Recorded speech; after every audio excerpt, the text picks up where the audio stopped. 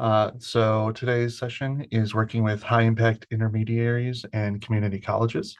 We have a number of presenters that I'll introduce here in a moment. But before that, just some housekeeping items before we get started. Uh, so please note that this webinar will be recorded and posted on the Apprenticeship Illinois website later this week. We encourage you to stay on mute to minimize distractions during the presentation. If you have any questions during the presentation, please feel free to enter them in the chat, and we'll do our best to address those questions at the end of the webinar, as there will be a Q&A time built in after the slideshow presentation. Lastly, there will be a survey after the webinar concludes. We always appreciate open and honest feedback to let us know if this was helpful to you and to the work that you're doing where you're at. So with that, I will go ahead and start today's session off just to get an idea of where everyone's coming from and launch a quick poll that should pop up here on your screen.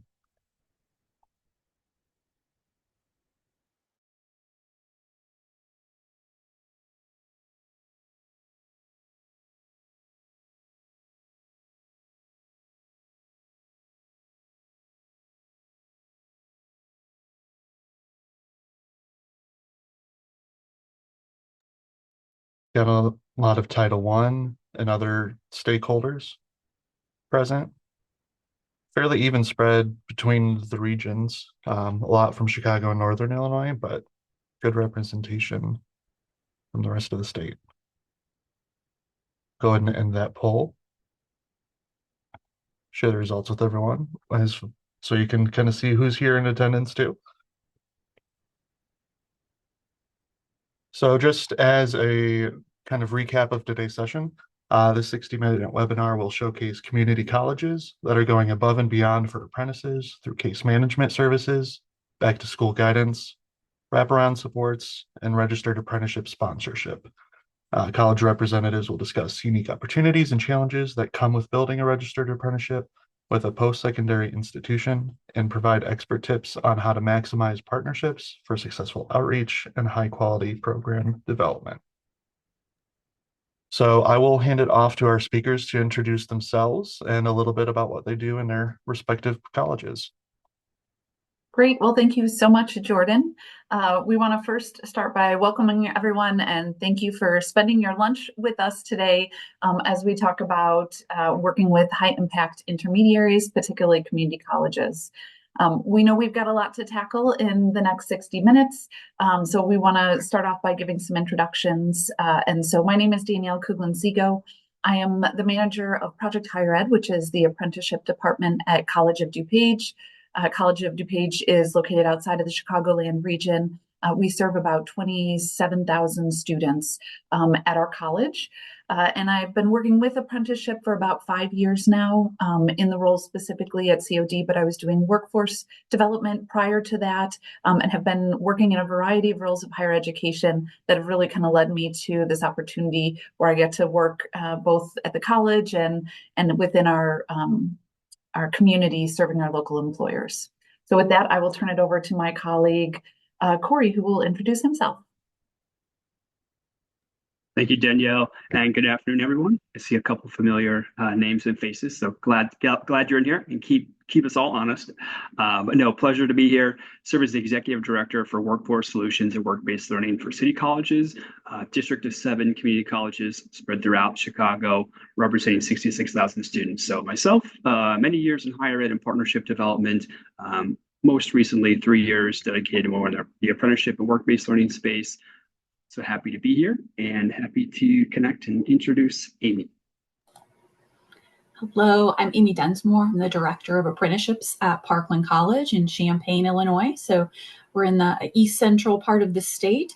I've been at Parkland for 22 years now and working in apprenticeships for the last 5 years. And so we are slowly growing that program, and we'll talk a little bit more about that later. First up, we're going to talk about the role that community colleges play in the work-based learning continuum, and we'll get more into that continuum and what it looks like in just a bit.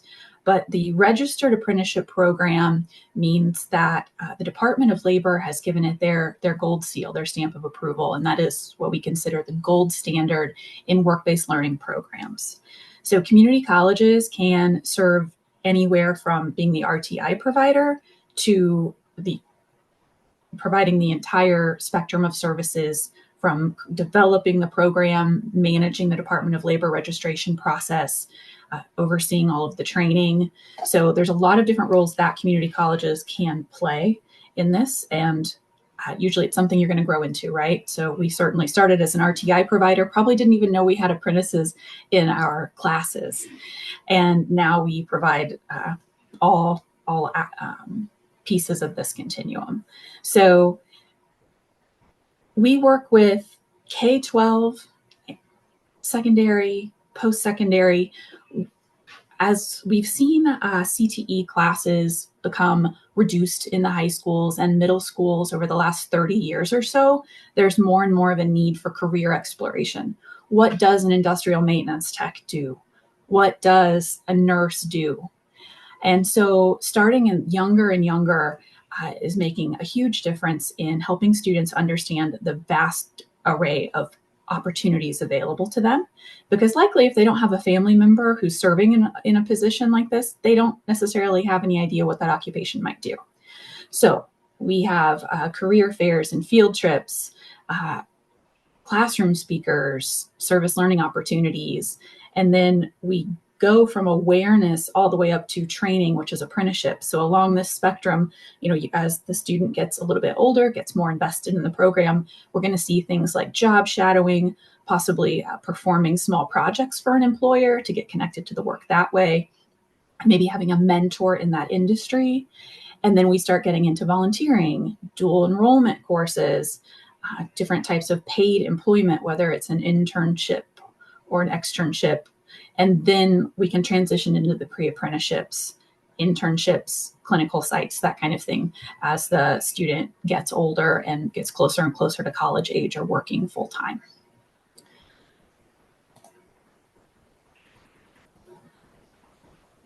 So each of our ecosystems are different. We're in different parts of the state. We serve different populations. Our colleges have different programs that we're utilizing to serve our employers. So we are well positioned to be intermediaries in this space. And I'm going to have Danielle, if you'd like to talk about how COD manages your Office of Apprenticeships. Absolutely. Thanks, Amy. So, briefly, a little bit about our program and how we came to be. We really started out and secured our initial investment with buy-in from our college president at the time, who really wanted to help address workforce needs. We then used some grant funding to help build out the department once we had that high-level buy-in. We've been at a department for about 5 years. Originally, interestingly enough, we were housed in our human resources division of the college, but have moved over to academic affairs. And today we have about 35 employers, and we engage 70 to 90 apprentices annually, and that number grows every single year. We do have 13 different occupations that we currently support, with several more in process. We're certainly seeing growth in areas like healthcare, education and early childhood education, human resources, outside of some of those more traditional roles. And then industrial maintenance tends to be the highest number of apprentices that are in that manufacturing applied technology area. Most of our apprenticeships are centered on certificate programs or degrees, and about 90%, over 90% of our apprenticeship programs are registered with the Department of Labor. We serve as both the sponsor for the majority of our apprenticeships, but also the related technical instruction provider or the educational provider for a number of apprentices in our region. We have a number of partners that we work with.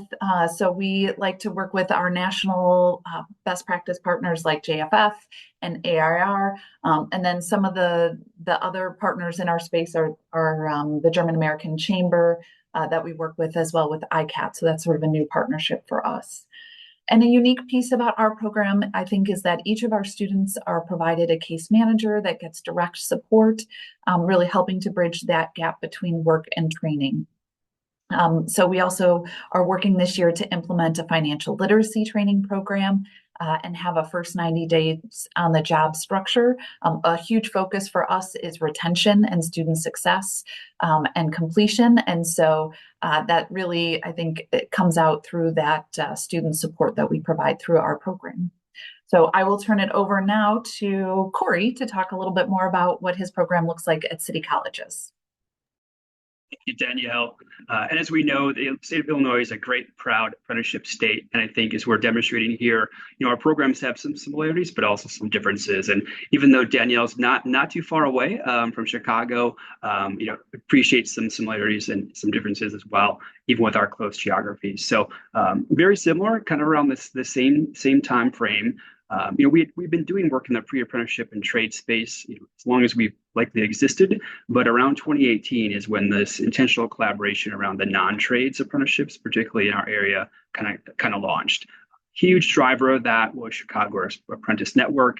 We'd love to answer any questions about that later on. Specifically for the Chicagoland region, this is an employer-led movement where essentially the employers who helped to found it, Aon, Zurich, McDonald's, etc., a lot of the people working there are dedicating their time to help to really drive the apprenticeship movement within the employer space. And so around that same time, we work with philanthropy and Chicago Trust to actually create a unit at CCC, the district office, to support all the colleges. More recently, we've also added a youth apprenticeship team, which works very closely with Chicago Public Schools as well. So today, ebbs and flows based on different events in the world, as well as just economic drivers. And so today we have about 36 employers with 210 apprentices engaged.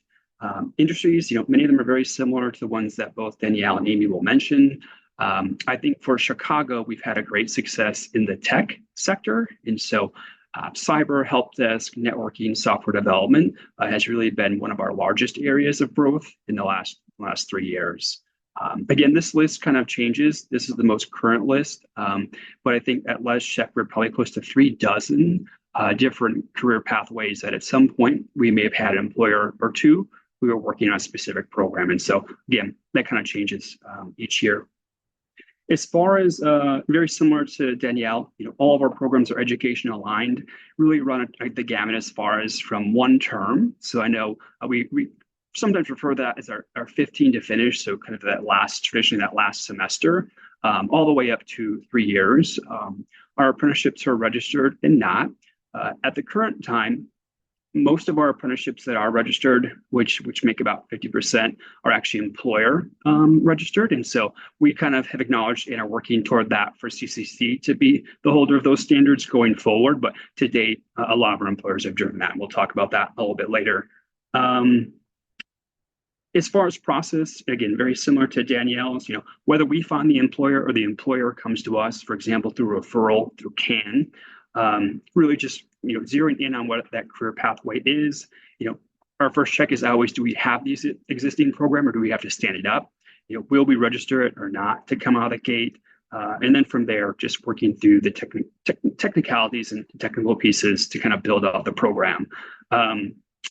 We're happy to say that, if an employer is really serious and can work with us to answer all the questions and make all the decisions they would need for an apprenticeship, we have produced and turned around apprenticeships as quickly as 1 month. So from first initial meeting to actually marketing and recruiting students, all the way to the probably more traditional path, which is up to 6 months. And then, of course, if we're developing curriculum, probably a little longer than that. But like Danielle, lots of very similar intermediaries and partners.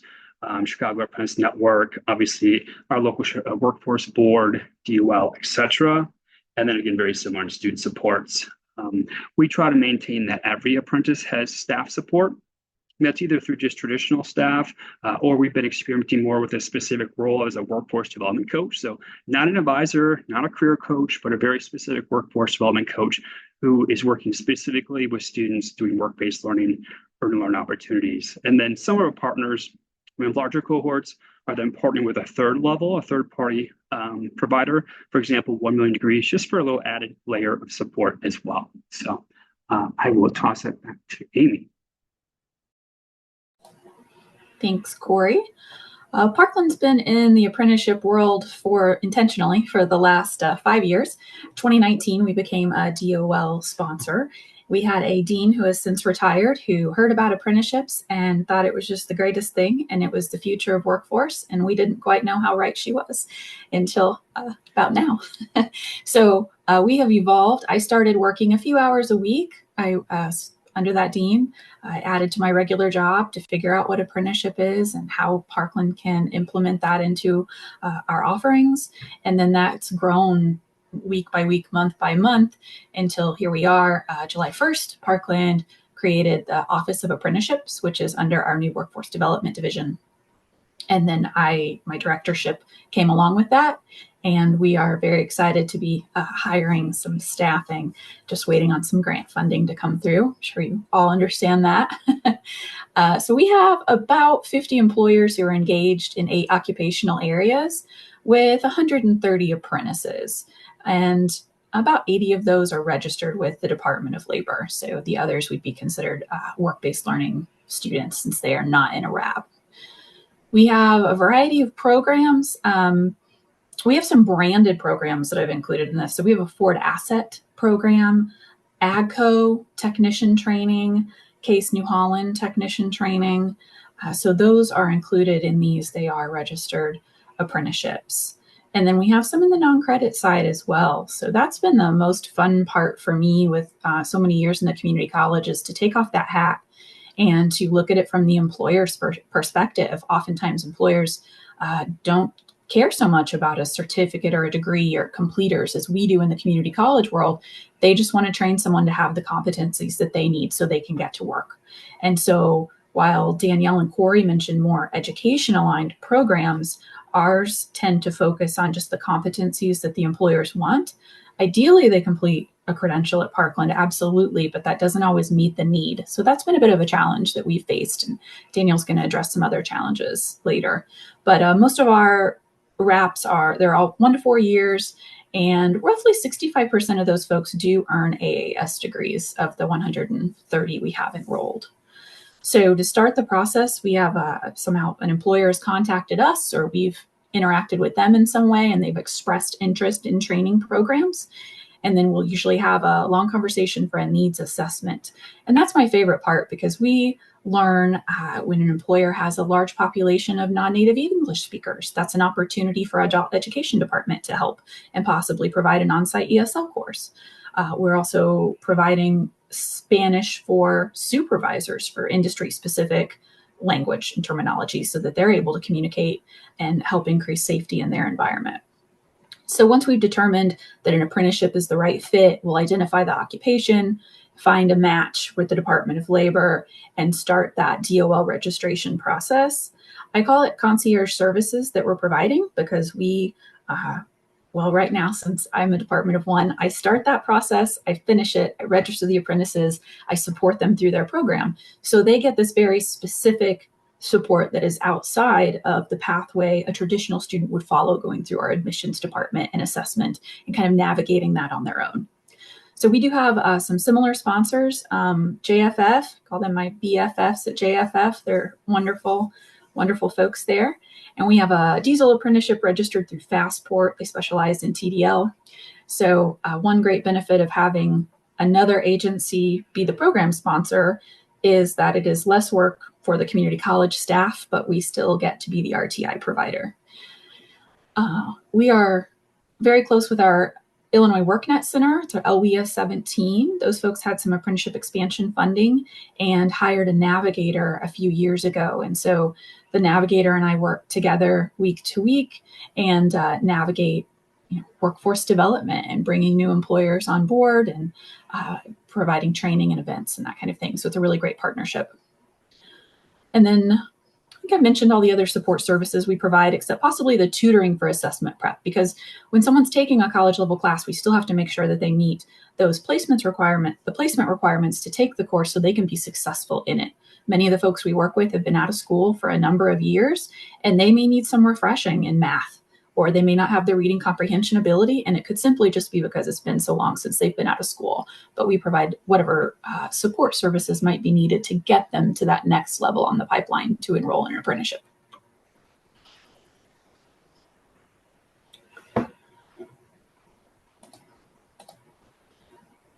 So Oh, if you'd hit the next slide for me, Jordan, please.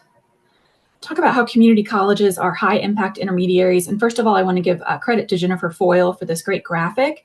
So I won't go into detail on all of these, but I see the community college as the hub of the wheel, and we can connect all of these other pieces, right? So we can bring in employers, we can bring in funding agencies, or other support agencies like Department of Rehabilitative Services to serve the student. LWIAs who can bring in incumbent worker training funding. We also bring in, I think where community colleges really shine in this space is that we know the learner, we specialize in the learner and what their needs are and how to support them so that they can then benefit the employer. Because we also understand the outcome and what the employer wants, but helping an employee who hasn't been in school in a while navigate all of the barriers, navigate the enrollment process at the community college is a lot to take on. So again, I think that's where we shine, is understanding the learner needs and being able to sort of escort them through this process and showing them that they absolutely can be a college student and be successful in a career and not have to choose between work or school. They can do both at the same time. So also well positioned with all of our career programs, have an advisory board made up of employers. That's a great place to start to bring in employers when we're talking about apprenticeship, or to connect when we need industry experts to write curriculum or come up with training programs, best practices, to find out what kind of equipment's being used so that we can intentionally train students on that. We can also provide coaching, industry certification exams, whether we're administering those or helping to pay for those. And then really it's those concierge services. I come back to those all the time with apprenticeship. That's where I see the greatest success. The employer doesn't have time often to manage the program. The employer doesn't know where to start. They don't know who to call. So to be able to call one person, you get the right person at your community college or the right department. And then for us to bring in all of these different areas of expertise. We have faculty who are trained in these areas. We have student support, mentors, coaches, counselors, the advisory boards who can bring the expertise. So just really great ways for the community college to be the hub of that wheel, as I said.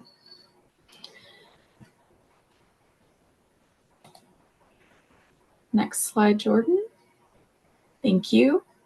So some of those concierge services, the key services that we are providing is the paperwork. I describe it to employers as being the tax accountant. So here's a stack of forms that you need to fill out, and you have a few other pieces of paper. You can fill in some of it, but we're going to help you fill it all in. We're going to go form by form, and we're going to help you with that registration process so you don't have to figure that out in the dark on your own, and we'll make it as painless as possible, right? So then also explaining the requirements, the hallmarks of an apprenticeship and what that is, and that expectation on the employer, what they're committing to by coming into a registered apprenticeship program. Also bringing on any of the folks on the team, whether they're credit or non-credit, if it's faculty or an advisor. So to bring in those experts to help create the program, launch the program, and then manage it as an ongoing process is something that we're poised to do. We can also help match apprentices to the right career field. That's part of advising. And while we don't have an apprenticeship for every program that we offer, we can certainly help narrow down that list for a prospective apprentice to get them into the program that fits their career goals and their preferences. I think it's also pretty easy for us to bring people to the table, right? We have so much collaboration, so many great relationships with community-based organizations, employers, other schools, other training providers. So bringing those people to the table is an important piece of the conversation and one of the key services. And then finding funding. Talk about that more in a little bit and all the different ways to find the funding. But there's a financial risk to an employer to get started. So when we can take some of that risk away and demonstrate the ROI that an apprenticeship program brings, the employer is usually ready to find that money or has made the case to the C-suite folks to find the money to fund it. So providing those initial, maybe even ongoing grant services are important as well.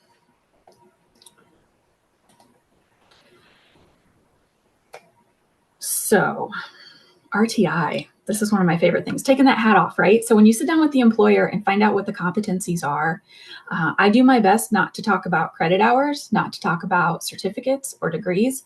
It's just, what are the competencies? What do you need someone with little or no skill to learn and to be able to tasks they can perform independently, safely, successfully?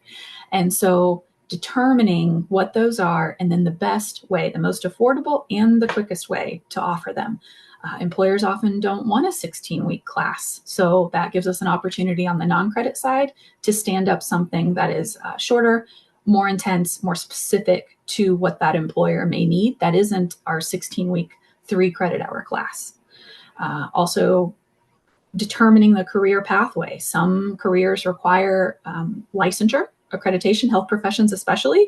So we have to match them with an associate degree, and they have to go through that accredited program and complete the testing to be certified at the end. So also bringing in the faculty and helping with their expertise. They know these programs better than anyone else on campus. So to help us pull the pieces in that are needed is pivotal. DOL does have training requirements, no specific number of hours per year, safety components, the mentoring component. So ensuring that all of those pieces are included and those requirements are met is critical. I have an employer group coming in, I think next week, to see training facilities. And that's also great because most of the time these conversations start at the employer's facility and they really don't know what we do, what we have. So to bring them on site and show them these training facilities, show them that we're using the industry specific equipment and teaching best practices is a key piece of providing the RTI as well. And then that pipeline. So actively involved at each stage of the work-based learning continuum. We're there in 3rd grade to provide field trips. We're there in 8th grade to provide job shadowing. We're providing, 10th grade career fairs and summer camps and job shadowing. And then we're there when they graduate from high school and are ready to step into a pre-apprenticeship or an apprenticeship. And so knowing every piece of that continuum is powerful. Great. Thanks, Amy. Yep, perfect. So in addition to all that Amy talked about that we at a community college, can provide as, the educational sponsor or the educational partner, but also as the sponsor, we also provide a lot of those wraparound supports that we know are critical for apprentice success.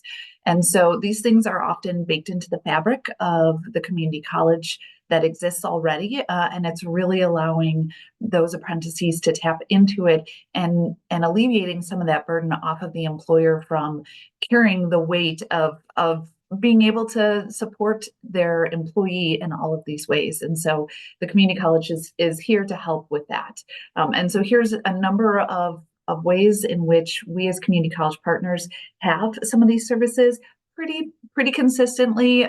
For most of them, some might be more unique, but typically things like counseling, a counseling service, whether that's somebody who's available on site or can provide referrals out to other providers in the community, that there's that point of contact and support for people, and we're still seeing many young people who were very impacted by the pandemic and needing mental health needs. And so that counseling piece is very critical.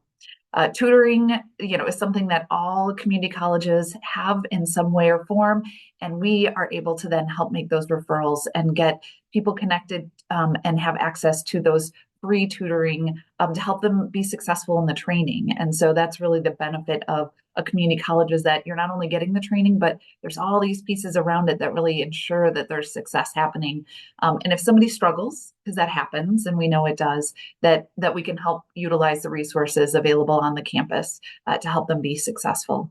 We have academic advisors who are helping, talk about the courses, provide guidance if there's prerequisites or those pieces, and then also making referrals potentially to community resources.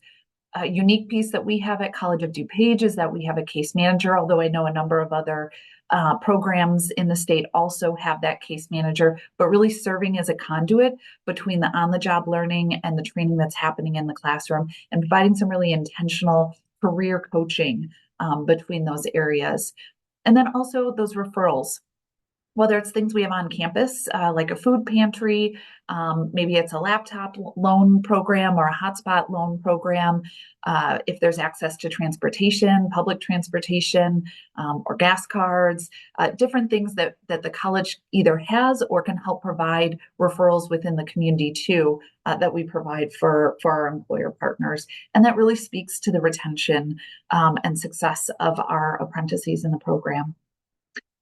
On the next slide, you'll see other things that we provide as wraparound for our employers that are participating in apprenticeship programs. So we have hundreds of training programs that are accredited and registerable. And so those can be automatically just plugged in. And so that's kind of the beauty of it. And Amy spoke to that already of like, we want to make sure those competencies are met. And so we can work with our faculty and figure out where those certificate programs or degree programs come in and plug it right into that apprenticeship program.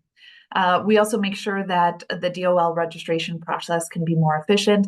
And really the key about that, and I think the way we maximize and scale apprenticeship in our regions, is that as the sponsor, we can support multiple employers at one time, instead of each employer having to go out register individually. Something that we see unique in DuPage County is we tend to have a lot of medium-sized employers in manufacturing. And so we have a lot of employers that are engaging in our manufacturing apprenticeship programs.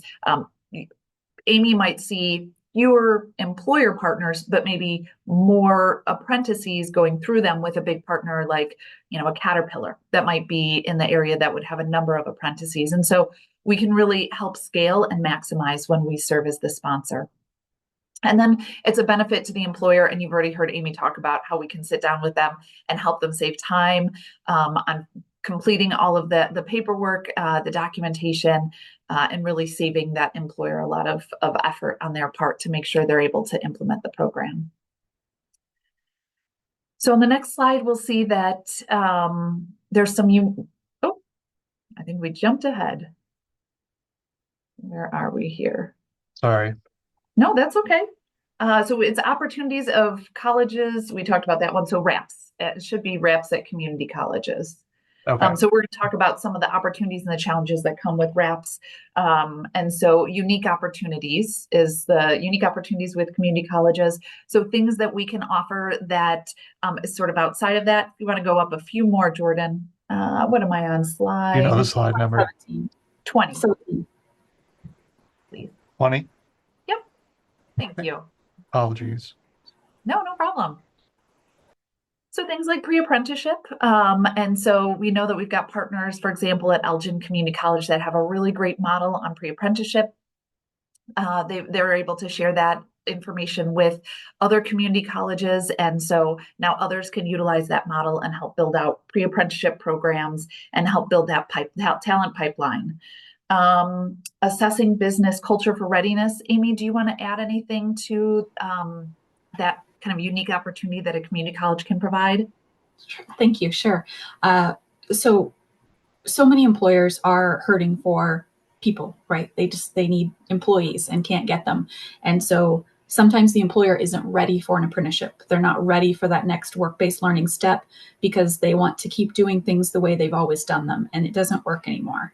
And so then the work changes. And instead of preparing an apprenticeship program with them, you're trying to coach them and help them see the changes that they need to make internally to be ready for an apprenticeship program, to be ready to put funding into supporting apprentices, to possibly paying their wages while they're in school.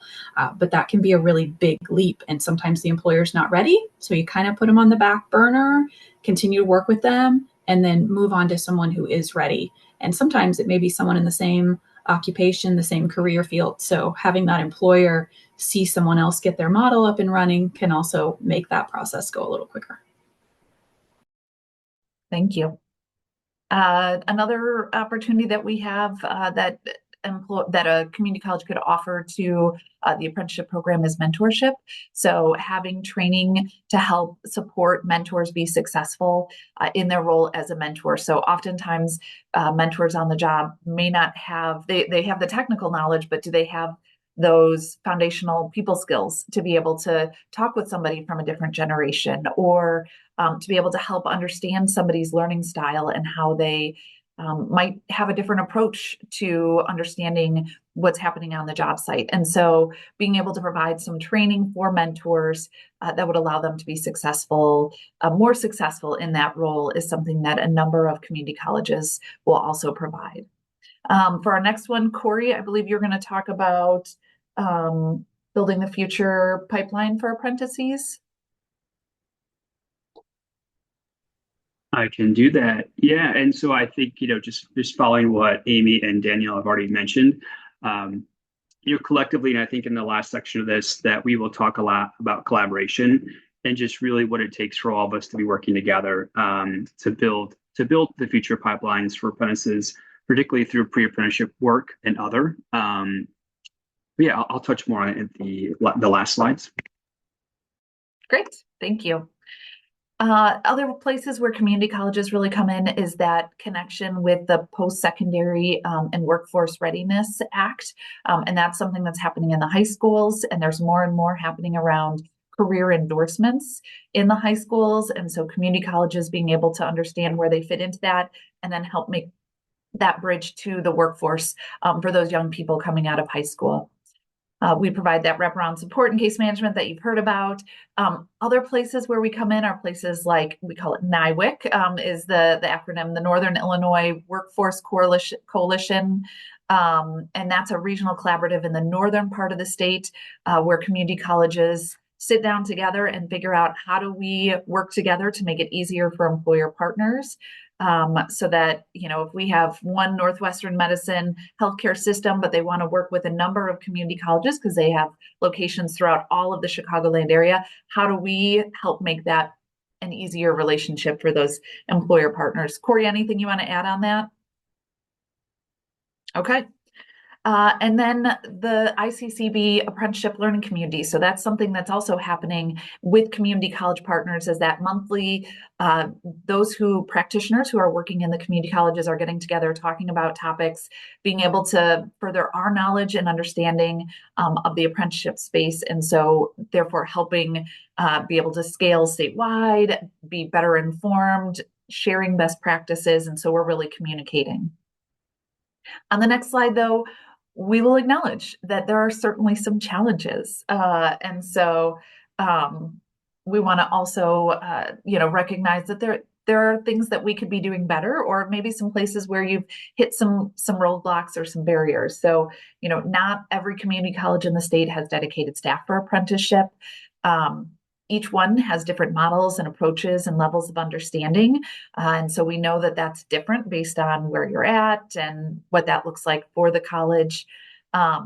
If there's a specific training program that doesn't exist, we know it takes a while for curriculum to be developed.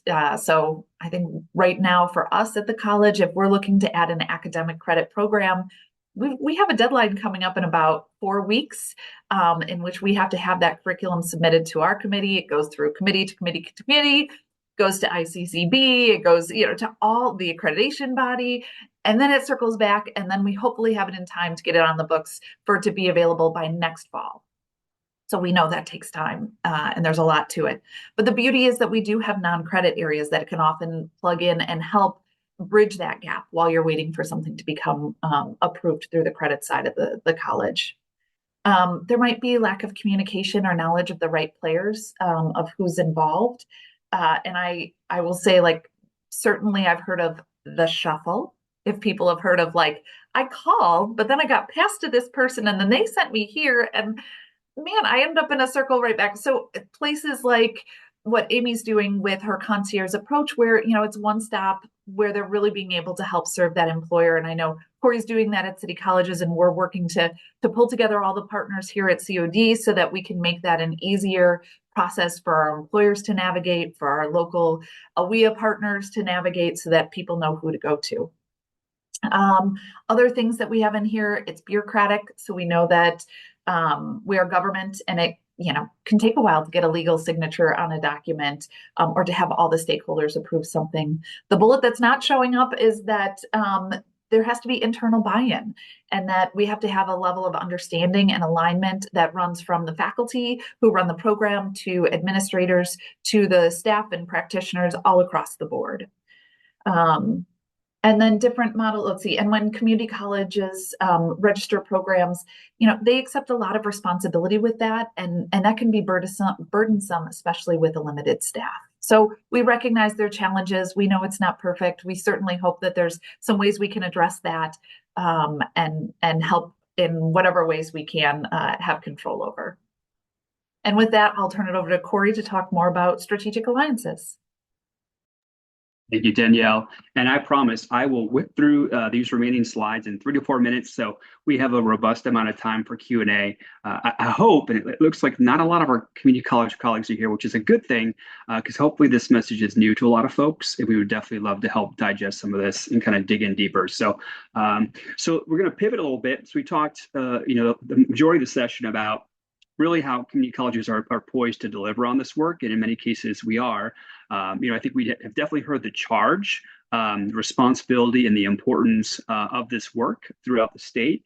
And Danielle mentioned that ICCB work group, that whole intentionality. So kind of this learning from each other and sessions happening in this atmosphere. That same thing has just kind of been launched within all of our community college networks. And so we are lifting up, supporting, and hoping to help share the knowledge and help community colleges who aren't as far on the journey to get there again, so the whole state can be supported and to deliver on this work. So with that, we will pivot to this idea of strategic alliances. I think a lot of this alliance work really kind of has a lens towards scale, particularly for those institutions that already have apprenticeship programs.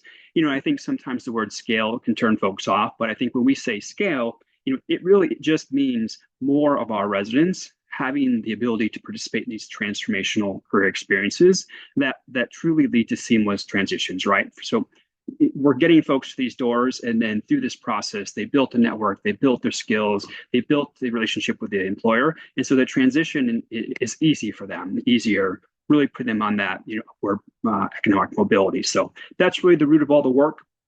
So when it comes to alliances, even though we mentioned many cases community colleges can do a lot of the work, many times it takes a village. And sometimes it might make sense for a community college to roll, in a smaller group or a smaller alliance or solo, but in some cases it doesn't. And so I think for all of us to acknowledge, we definitely should be working together, or at minimum communicating.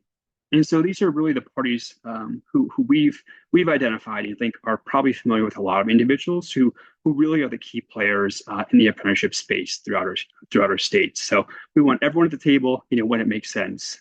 Next slide.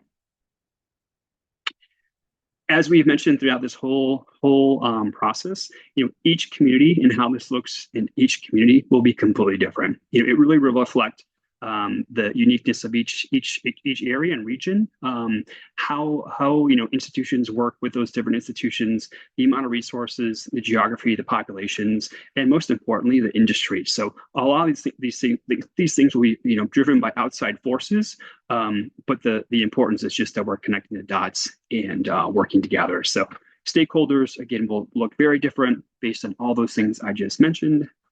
Next slide.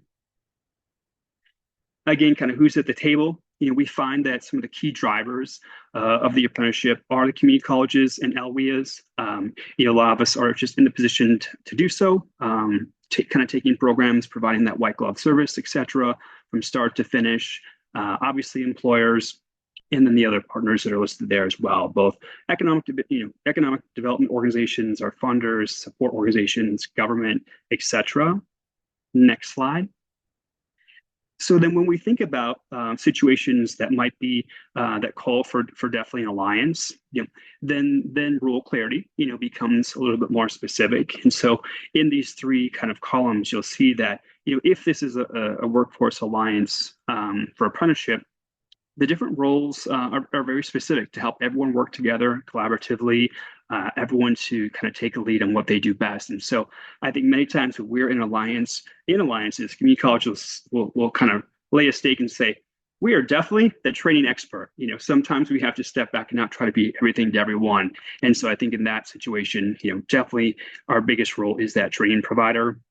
Obviously working with partners for that on-the-job training, and then always looking to WIOA to help us with funding, supporting students, data, and then again, also those employer development pieces. And then I think there might be one more slide. Oh, no, that was it. So that was, look at that, 12:45, perfect. So I think I'll throw it back to someone to lead us through conversation.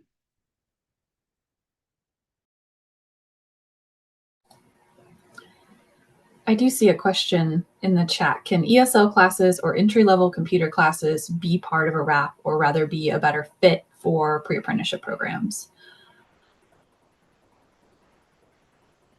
For Parkland, the employer requires someone to be able to read, write, and speak in English. And so a minimum ESL level is needed to begin an apprenticeship. So you could embed it in an apprenticeship. Or in a pre-apprenticeship. I also know Parkland has eCDL and eCNA, where we have embedded an ESL instructor in those courses so that people are increasing their industry-specific English language skills while also working towards that credential. But those are not apprenticeships. And my thought on that would be, within the technical instruction that we would submit for an RTI component of a DOL registered program, we would want to keep that more focused on the safety classes, the technical instruction, some of those components that would be consistent across all the apprentices. You might find yourself in a situation with coming from the sponsor perspective where multiple employers might want to plug into it. Some might have that need for ESL classes and others may not. So we would, my preference would be not including it because it wouldn't be consistent across various employers. It might be something, as Amy said, you plug into it, but when writing or submitting something for the DOL, I would keep that RTI pretty strictly technical in nature.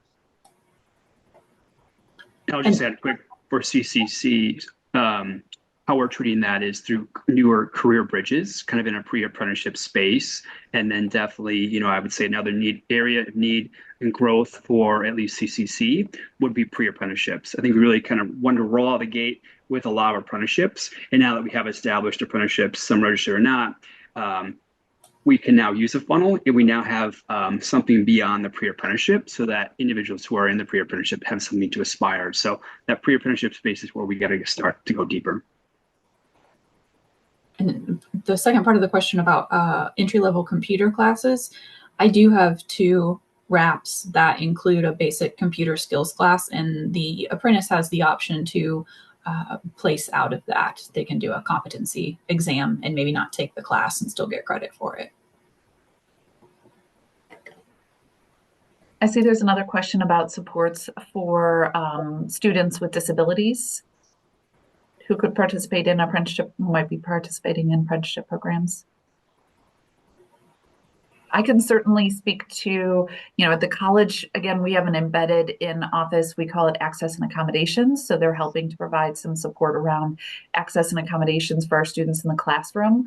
And then we also are working with students if they're interested in getting connected to an apprenticeship opportunity to make sure that they're getting career exposure, career readiness, and college readiness. So that might be referrals internally to places like career services to work on interviewing skills or work on a resume, or connecting with faculty members or advisors who could help them get more career exposure so that they're confident in the role that they're applying for. Ultimately, it's up to the employer to make the hiring decision. So we want to make sure that we're setting our candidates up, whether with a disability or not, with the greatest likelihood for success with that employer.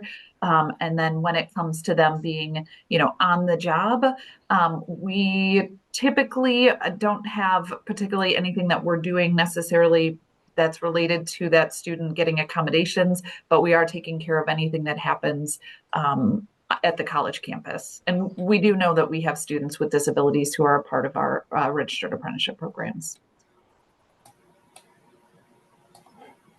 And I would echo that. We refer individuals who identify with disabilities to ours is Accessibility Services Office. I'm sure it's very much the same services provided at COD and city colleges for that matter.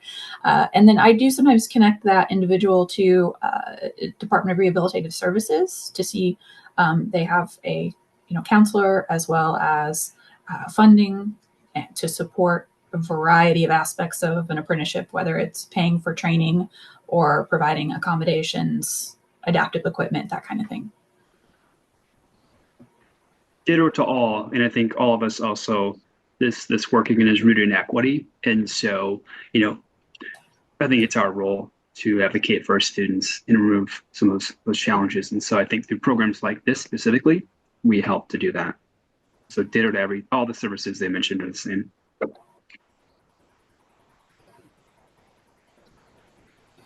Hey guys, I want to thank the three of you for a really incredible presentation. And I had a question. And I think Jen has a question too, maybe. But first, I just wanted to ask. So we know that there are different levels of buy-in and that there's different levels of engagement that both LWIAs and community colleges and all of our state partners might currently have an apprenticeship. So I would ask you, A, what is a good first step for community colleges looking to explore apprenticeship further? And secondly, if for our state partners and LWIA partners who want to coax their community college into these programs, what's the buy-in? What's the get that the community college gets out of investing in these programs? I mean, top of my mind with that question, Nate, is we are training students we would have never served without an apprenticeship because they cannot choose school over work because they do not have the confidence or the knowledge, or there are so many barriers that they're not able to get to us. I've had students who come in and say, yeah, I was here 20 years ago when I graduated from high school, couldn't figure out what door to go in, and I left and never came back. So we have different stories like that. Or my high school counselor told me that I wasn't going to amount to anything and I should just go get a job. Hear all these different stories from people that for whatever reason, they didn't walk through the door. So being able to go into the facility, meet them there through tabling or orientation or whatever, and then have them not just come to the school and find the door, find the parking lot first, find the door, but they're coming to see me or they're coming to see Corey. And so I think that breaks a lot of barriers, and that's what we get out of it, is to serve those individuals. I couldn't agree more with what Amy says, and I think that's the like mission and of our work. But then when I think the conversation that you're having with the administrators right in the room is that apprentices are good wins for the college because you've got somebody who's a new enrollment, so new FTE. We're talking about people who tend to stay with their program. So we're talking about college completion and retention. You're talking about access. So we're talking about diverse candidates getting into the college. So, we look at that closely. So our apprentices are more diverse than our college population. So now we're helping diversify our student body. So, I think there's the absolute mission of what our work does. And then when you sit down and you go the numbers and sense of it make good sense for the college to invest in this because we've got the data that backs up that this is important to the future of our workforce, on top of knowing, and there's a lot of, articles, what was it? New America did one last year. We know that AFA, Apprenticeships for America, is going to be releasing their community college partnership publication and research in the coming weeks widely. So all of this research is coming out to tell us that apprenticeship is a work-based learning module that we're going to be seeing moving forward, and why it makes so much sense to work with the community college to do so. Yeah, Nate, I can probably touch on the first question. And I will say too that apprenticeship is the gold standard, as Danielle mentioned, and gold comes at a bit of a cost, right? So the infrastructure and the amount of work that goes in these is a lot, but I think the benefit is definitely worth it. And so I think if you don't have a program and you're looking for a way to kind of start, I think it starts with leadership.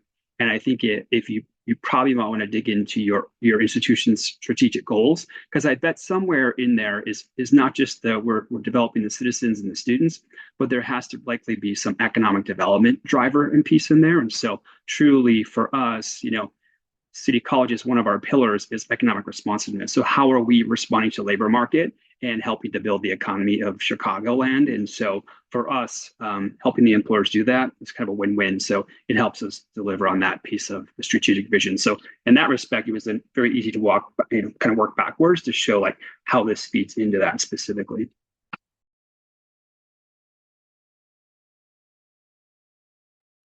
Did they answer all of your question, Nate, or was there more that we should tap on there?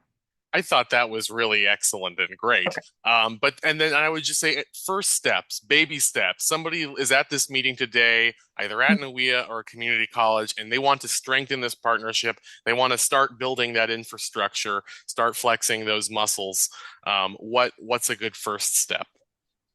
Besides, of course, reaching out to their area's apprenticeship specialist who can connect them with all sorts of resources as part of Apprenticeship Illinois. And if you don't know what I'm talking about, head to apprenticeshipillinois.com where you can learn much more.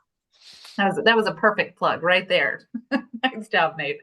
I think that's perfect. I think if you're somebody at a community college and you're trying to figure it out, I will also say like reach out to your colleagues, and we'd love to get you connected to the work that's happening within ICCB work groups, and helping all of our colleagues across the state learn from each other. And so I think that's a good place for them to get started. But if it's also just the conversation, I think it's important to pick up the phone and have a conversation between the community college and the LWIA, and that's a huge part of that. Next step, early steps is like, what are you guys doing? How are you doing it? What does it look like? What are the needs, and where to get started? And that can really, I think, be a good grounding place for the direction that you want to take, as opposed to sort of just grappling out there with like, where do we even head? Like, let's utilize the resources that are in our region, and our LWIAs know what the need is in the community. They're talking to employers and they know where the hiring demand is. And so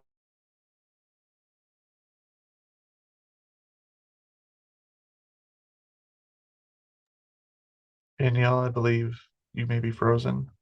So, which is unfortunate. It was a great train of thought. Uh, Nate, I don't know if you have some other questions or someone from somewhere else wants to answer in her stead. I'll turn it back over to Danielle. the audience. And there's one more question from Victor with LWIA 7. And LWIA 7 is Chicago Cook Workforce Chicago Cook Workforce Partnership. And he's asking who at City Colleges is his point of contact. So Corey, that's you, is it? But you have a team as well. Yeah, no, perfect. Victor, your name looks familiar. I don't think we've connected, but I won't lie. 7 college, actually 13 facilities and district office. We know it's a challenge for employers and even individuals like yourself to find the right person. So it's definitely me and my team. And then we should connect, because I know we have a standing meeting with Kathleen Brannigan on the business side. That we just had one on Friday. So would love to include you in there if you wish to join.